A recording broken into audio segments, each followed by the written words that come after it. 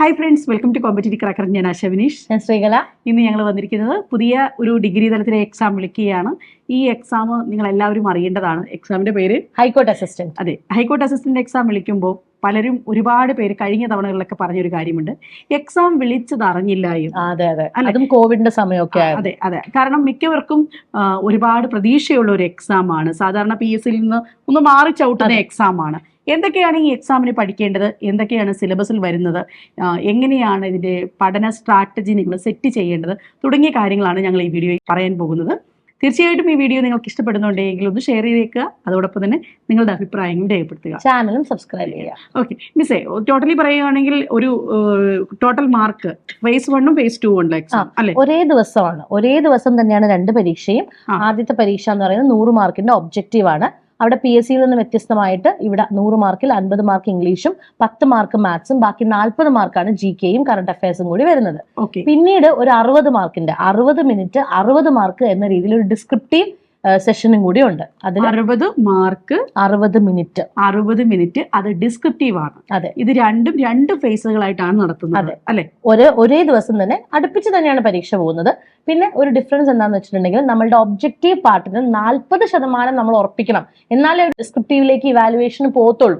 അതാണ് അവിടുത്തെ ഒരു വ്യത്യാസം. ഡിസ്ക്രിപ്റ്റീവ് എന്ന് പറയുമ്പോൾ മുഴുവൻ എഴുത്തല്ല, പ്രിസി റൈറ്റിംഗ് ഉണ്ടായി, കഴിഞ്ഞ പ്രാവശ്യം കോംപ്രിഹെൻഷൻ വന്നിരുന്നു. അപ്പൊ ആ 60 മിനിറ്റിൽ നമ്മൾ എത്രത്തോളം ആ ലാംഗ്വേജിൽ പ്രൊഫിഷ്യന്റ് ആണ് എന്നുള്ളതാണ് അവിടെ ചെക്ക് ചെയ്യുന്നത്. ഫസ്റ്റ് എല്ലാവരുടെ ഒരു ഭയം എന്ന് പറഞ്ഞു കഴിഞ്ഞാൽ, എനിക്ക് ഇംഗ്ലീഷ് അറിയില്ല, അല്ലെങ്കിൽ ഞാനൊരു സാധാരണ മത്സര പരീക്ഷകൾ ഡിഗ്രി, പലപ്പോഴും ഡിഗ്രിയുമുള്ള കുട്ടികളാണെങ്കിൽ പോലും LDC എക്സാംസ് ആണ് അവർ ചൂസ് ചെയ്യാൻ നോക്കുന്നത്. കാരണം ഡിഗ്രി ലെവൽ എക്സാംസിന് ഒരു ഭയമുണ്ട് മിക്ക ഉദ്യോഗാർത്ഥികൾക്കും, അത് നന്നായി പഠിക്കേണ്ട ഉദ്യോഗാർത്ഥികളാണ്. അപ്പൊ അവിടെ ഏറ്റവും ഒരു ഫിയർ പോയിന്റ് എന്ന് പറയുന്നത്, എനിക്ക് ഇംഗ്ലീഷ് അറിയില്ല ടീച്ചറെ, ഞാൻ ഇംഗ്ലീഷ് അറിയാതെ എങ്ങനെയാണ് ഈ ഒരു എക്സാമിനെ നോക്കിക്കാണുക അല്ലെ? അതെ, അതിൽ ഏറ്റവും വലിയൊരു എക്സാമ്പിൾ എന്താണെന്നറിയോ? ശരൺ തന്നെയാണ്, ഞങ്ങളുടെ കഴിഞ്ഞ പ്രാവശ്യത്തെ high court assistant rank holder. Sharan കൃത്യമായിട്ട് ഇന്റർവ്യൂവിൽ പറയുന്നുണ്ട്, എനിക്കൊരു വാക്ക് ഇംഗ്ലീഷ് അറിയില്ലായിരുന്നു എന്നുള്ളത്. അവിടെ നമ്മൾ ഇംഗ്ലീഷ് പ്രധാനമായിട്ടും നമുക്ക് എന്ത് വരുന്നുണ്ട്? ഗ്രാമർ വരുന്നുണ്ട്, വൊക്കാബുലറി വരുന്നുണ്ട്. വൊക്കാബുലറി ആണെങ്കിലും ഗ്രാമർ ആണെങ്കിലും ഒരു സുപ്രഭാതത്തിൽ നമുക്ക് പഠിക്കാൻ പറ്റുന്ന ഒരു കാര്യമല്ല. പക്ഷെ ക്ലിയർ ആയിട്ട് ഹിന്ദു പത്രത്തെ അല്ലെങ്കിൽ ഇംഗ്ലീഷ് പത്രത്തെ ബേസ് ചെയ്ത് നമ്മൾ വൊക്കാബുലറി ഡെയിലി പ്രാക്ടീസ് എന്നോണം പഠിച്ചാൽ ഓട്ടോമാറ്റിക്കലി ആ വൊക്കാബുലറി നമുക്ക് തറവായിക്കോളും. അത് എത്ര നാളത്തെ സമയം വേണം? ഒരു ഇംഗ്ലീഷിന് ഒരു ബേസ് തൊട്ട് സ്റ്റാർട്ട് ചെയ്യണമെങ്കിൽ എത്ര നാളത്തെ? മിനിമം ഒരു 6 മാസം വരെയെങ്കിലും, ഒരാളുടെ പ്രൊഫഷൻസി അനുസരിച്ചിരിക്കുമെങ്കിൽ പോലും 4 മാസവും 6 മാസവും ഈ ഒരു ഗ്യാപ്പിൽ നമുക്ക് ആവറേജ് പറയുവാണെങ്കിൽ ഏതൊരു ഡിഗ്രി, നിങ്ങളൊന്ന് ആലോചിക്കണം, നിങ്ങൾ ഡിഗ്രി ഉള്ള ആസ്പിരന്റ് ആണ്, നിങ്ങളുടെ സബ്ജക്ട് വേറെ ആയിരിക്കും, പക്ഷെ എങ്കിൽ കൂടിയും നിങ്ങൾക്ക് പഠിച്ചെടുക്കാൻ സാധിക്കുന്നതാണ് ഇവിടുത്തെ ഇംഗ്ലീഷ് എന്ന് പറയുന്നത്. കാരണം അതിനെ മാത്രം പേടിച്ചിരുന്നുകൊണ്ട് നിങ്ങൾ പുറകിലേക്ക് പോകരുത്. ഒരുപാട് പേരെ ഇപ്പൊ ഹൈക്കോർട്ട് ഇത് എഴുതും, ഇതിന് കൂടുതൽ പോസ്റ്റിംഗും വരുന്നത് എറണാകുളം ജില്ലയിൽ തന്നെയാണ്. ഒരുപാട് പേർക്ക് മറ്റുള്ള ജോലികളിൽ നിന്നും ഇതൊരു സ്ഥിരം ജോലിയാണ്, അവിടുത്തെ കൂടുതൽ ട്രാൻസ്ഫർ ഒന്നും ഇല്ലാത്തൊരു ജോലിയാണ്. പിന്നെ ഇതിന്റെ സെക്രട്ടേറിയറ്റിലേക്കൊക്കെ ഒരു പോസ്റ്റിംഗ് വരുന്നുണ്ട്. പക്ഷെ എന്നിരുന്നാലും കൂടുതലായിട്ടും ഹൈക്കോർട്ട് കിട്ടുന്നത് എപ്പോഴും ഇങ്ങനെ എറണാകുളം ജില്ലയിൽ തന്നെയാണ്. ഇപ്പൊ സ്ഥിര ജോലിയാണ്, പിന്നെ ഈ അവധികൾ നല്ലപോലെ കിട്ടുന്നതാണ്. അത്ര ടെൻഷൻ ഉണ്ടോ എന്ന് ചോദിച്ചാലും ഒരു സ്മൂത്ത് ആയിട്ട് പോകുന്ന ഒരു വർക്ക്.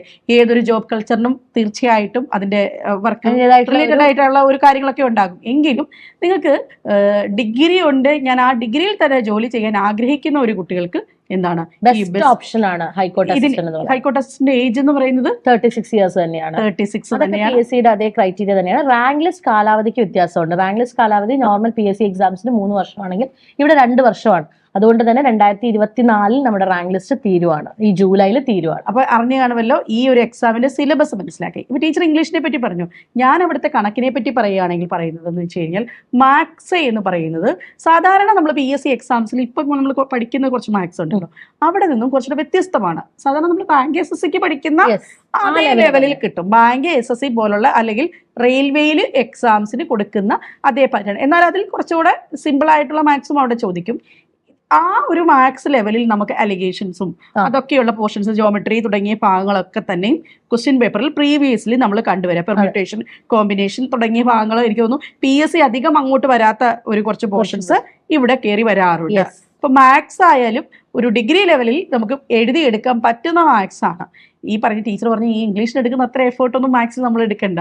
ശരിക്കും കുറച്ച് ദിവസം കൊണ്ട് തന്നെ ഇതിൽ അലിഗേഷൻ ആണെങ്കിൽ പ്രോബ്ലം ചെയ്യുമ്പം അതിനൊരു വളരെ എളുപ്പമുള്ള ഷോർട്ട് കട്ട്സുകളുണ്ട് ചില പ്രോബ്ലംസിന്. ഡിഗ്രി ലെവലിലെ മാത്സിന് അങ്ങനെയാണ്. ബാങ്ക് എക്സാമിൻ്റെ മാത്സ് എന്ന് പറയുന്നത് അതെ. തീർച്ചയായിട്ടും ടൈം സേവിങ്ങും ഷോർട്ട് കട്ട്സും യൂസ് ചെയ്യുന്ന മാത്സുകളായിരിക്കും. നമ്മുടെ PSC എക്സാമിൽ അത്രയും അങ്ങനെ നമുക്ക് ഷോർട്ട് കട്ടുകളൊന്നും വരാറില്ല. പക്ഷെ ഇവിടെ എന്ന് പറയുമ്പോൾ കുറെ കൂടെ ഷോർട്ട് കട്ടുകൾ വെച്ച് നമുക്ക് കണക്ക് സോൾവ് ചെയ്യാൻ പറ്റും. അതേ രീതിയിലായിരിക്കും ടൈം മാനേജ്മെന്റ് ഉള്ള കണക്കുകളായിരിക്കും വരുന്നത്. റീസണിങ്ങും ഉണ്ടായിരിക്കും അവിടെ, സീറ്റിംഗ് അറേഞ്ച്മെന്റ്, ഇൻബോർഡ് ഔട്ട്ബോർഡ്, ഡയറക്ഷൻസും മിസ്സിംഗ് പാറ്റേണും ഇതൊക്കെ ചോദിക്കുന്നതാണ്. പക്ക നമുക്ക് IBBS മോഡലിൽ തന്നെ പഠിപ്പിച്ചു കൊടുക്കാൻ പറ്റും. ഇനി അടുത്ത GK കൂടെ ഞാൻ പറഞ്ഞിട്ട് ടീച്ചറിലേക്ക് എത്താം.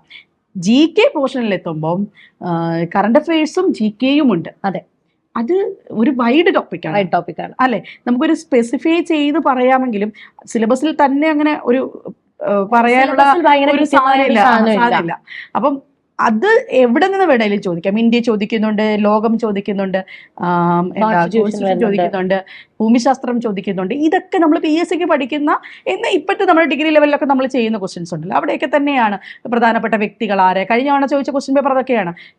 മാച്ച് ദ ഫോളോയിങ് ഒക്കെ കഴിഞ്ഞ വട്ടങ്ങളെ ചോദിച്ചിരുന്നു. അതായത് PSCയുടെ പാറ്റേണിലേക്ക് എത്തുന്നതിന് മുൻപേ അവിടെ മാച്ച് ദ ഫോളോയിങ് കാര്യങ്ങളൊക്കെ വന്നിരുന്നു. പക്ഷെ എന്നിരുന്നാലും PSC പഠിക്കുന്ന ഉദ്യോഗാർത്ഥികൾക്ക് അത് അത്ര വലിയ പ്രയാസമുള്ള കാര്യമൊന്നുമല്ല. നിങ്ങൾക്ക് അവിടെ ആകെ ഉണ്ടാകുന്ന പ്രശ്നം ഈ കണക്കും ഇംഗ്ലീഷും ഒക്കെ ഒന്ന് ലെവലപ്പ് ചെയ്ത് പൊടിയെടുത്ത് ചെയ്ത് എടുക്കുക എന്നുള്ളതാണ് അല്ലെ, ബ്രഷപ്പ് ചെയ്യുക എന്നുള്ളത് തന്നെയാണ്. പിന്നെ അവിടെ കറണ്ട് അഫയേഴ്സ് എനിക്ക് തോന്നുന്നു കൂടുതലും അമെൻമെന്റ്സ് റിലേറ്റഡ് ആയിട്ട് കോൺസ്റ്റിറ്റ്യൂഷനുമായി ബന്ധപ്പെട്ടുള്ള മാറ്റങ്ങൾ ഇൻക്ലൂഡഡ് ആവാറുണ്ട്. തീർച്ചയായിട്ടും അതിപ്പം ഭരണഘടനയുമായി ബന്ധപ്പെട്ട കാര്യങ്ങൾ, പൗരത്വ ഭേദഗതി ബില്ല്, അങ്ങനെ പല കാര്യങ്ങളും, ഇലക്ട്രൽ ബോണ്ടൊക്കെ നമ്മൾ പത്രങ്ങളിൽ ഡെയിലി കേൾക്കുന്ന വാർത്തകളാണ് ഇതൊക്കെ. അത് അന്നേരം തന്നെ നിങ്ങൾക്ക് നോട്ട് ഡൗൺ ചെയ്ത് പോയാൽ മതി. അങ്ങനെ നോട്ട് ഡൗൺ ചെയ്യുവാണെങ്കിൽ ഒരു പരിധി വരെ നിങ്ങളുടെ വൊക്കാബുലറി കൂട്ടാനും അതോടൊപ്പം തന്നെ നിങ്ങളുടെ റൈറ്റിംഗ് സ്കിൽ ഇംപ്രൂവ് ചെയ്യാനും ഒക്കെ തന്നെ ഇത് സഹായകരമാകും. അതിൽ ഏറ്റവും അവസാനം പോയിട്ട് ഇത് മാത്രം ചെയ്യുക എന്നുള്ള രീതിയിലേക്ക് ഇരിക്കരുത് അല്ലെ. പല കുട്ടികളും ചോദിക്കുന്നുണ്ട് റൈറ്റിംഗ് സ്കില്ലാണ് അവിടെ ഏറ്റവും വെല്ലുവിളി എന്ന്. അങ്ങനെയല്ല, റൈറ്റിംഗ് സ്കിൽ എന്ന് പറയുന്നത് നമ്മൾ ഇപ്പോഴേ ട്രൈ ചെയ്താൽ നമുക്ക് എന്നായാലും ആവശ്യമുള്ള ഒരു സാധനം തന്നെയാണ് അല്ലെ.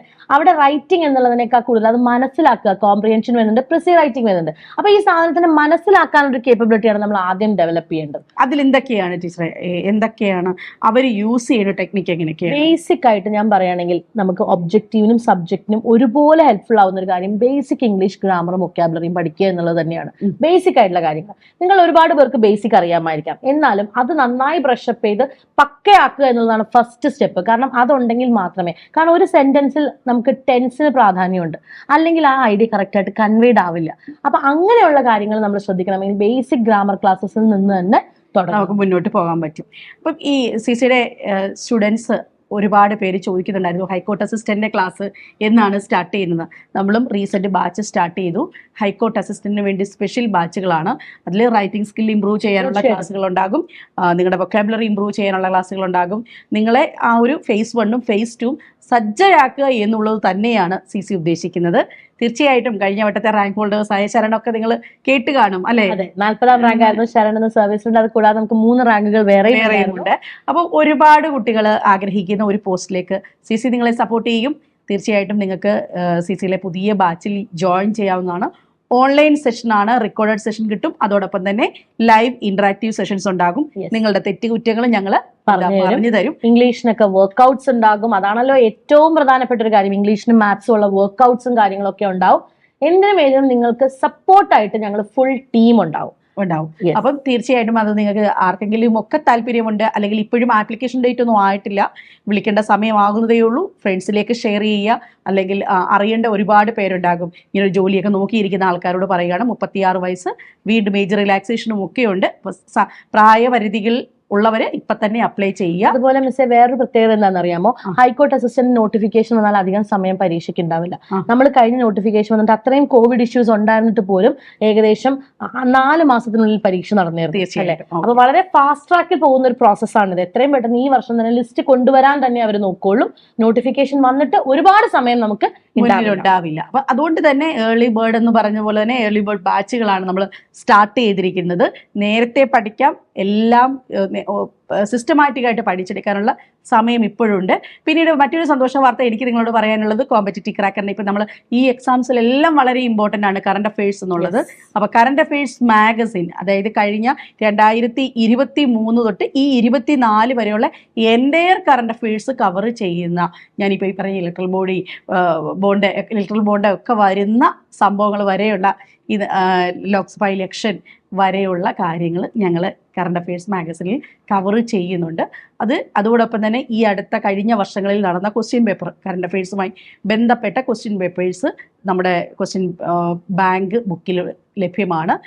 ഓരോ വിഷയങ്ങളിലും കേരളമായാലും ഇന്ത്യ ആയാലും അതോടൊപ്പം തന്നെ ലോകത്തിലായാലും പരീക്ഷയുടെ പോയിന്റ് ഓഫ് വ്യൂവിൽ ചോദിക്കുന്ന ഭാഗങ്ങളുണ്ട്. ഭരണഘടനയുമായി ബന്ധപ്പെട്ടത്, അല്ലെങ്കിൽ നവോത്ഥാനവുമായി ബന്ധപ്പെട്ടത്, ഇങ്ങനെയുള്ള കാര്യങ്ങൾ, പുതിയ നിയമങ്ങൾ, ശാസ്ത്ര സാങ്കേതിക മേഖലകളിലെ അച്ചീവ്മെൻറ്റ്, ഇതൊക്കെ തരം തിരിച്ച് തന്നെ ഈ എക്സാം, അതായത് കൃത്യമായി പരീക്ഷകൾ പാറ്റേൺ ഞങ്ങൾ നോക്കുന്നതുകൊണ്ടാണ് ഞങ്ങൾക്കത് പറയാൻ പറ്റുന്നത്. അങ്ങനെ ഒരു ബുക്കാണ് നിങ്ങളിലേക്ക് എത്തിക്കുന്നത്. Pre booking necessary. അതെ, പ്രീ ബുക്കിംഗ് ഉണ്ട്. ആ പ്രീ ബുക്കിംഗ് ഉള്ളവർക്ക് മാത്രമാണ് ഞങ്ങൾ ഈ ഒരു ബുക്കുകൾ ലഭ്യമാക്കുന്നത്. തീർച്ചയായിട്ടും അതിൻ്റെ ഒരു ലിങ്കും കൂടെ താഴെ കൊടുത്തിരിക്കാം. അതോടൊപ്പം തന്നെ നമ്മുടെ ഹൈക്കോർട്ടിനെ പറ്റി കൂടുതൽ അറിയാനായിട്ടൊരു വെബിനാറുമായി നമ്മൾ എത്തുന്നുണ്ട്. ഈ മാസം തന്നെയാണ് വെബിനാറിന്റെ രജിസ്ട്രേഷൻ ഫോമും അതോടൊപ്പം തന്നെ നമ്മുടെ ഫ്രീ വാട്സ്ആപ്പ് ഗ്രൂപ്പ് ഉണ്ട്. നിങ്ങൾക്ക് ഇപ്പോൾ ഹൈക്കോടതി നോട്ടിഫിക്കേഷൻ വന്നാൽ പോലും അങ്ങനെ അതുമായി ബന്ധപ്പെട്ട ഓരോ അപ്ഡേഷൻസും നിങ്ങളിലേക്ക് കൃത്യമായിട്ട് എത്തിക്കാനുള്ള ഒരു ഫ്രീ വാട്സ്ആപ്പ് ഗ്രൂപ്പ് ഉണ്ട്. ആ ഗ്രൂപ്പിന്റെ ലിങ്കും താഴെ കൊടുത്തിട്ടുണ്ട് കേട്ടോ. അപ്പൊ ഇതൊക്കെ നിങ്ങളുടെ പഠനത്തെ ഇംപ്രൂവ് ചെയ്യും. നമുക്ക് ഒരുമിച്ച് പഠിക്കാം, റാങ്ക് നേടുന്നവരോടൊപ്പം പഠിക്കാം, സർവീസിലേക്ക് കയറാം, നമുക്ക് ഒരുമിച്ച് കയറാം, പഠിച്ചു കൊടുക്കാം. Thank you so much. Thank you.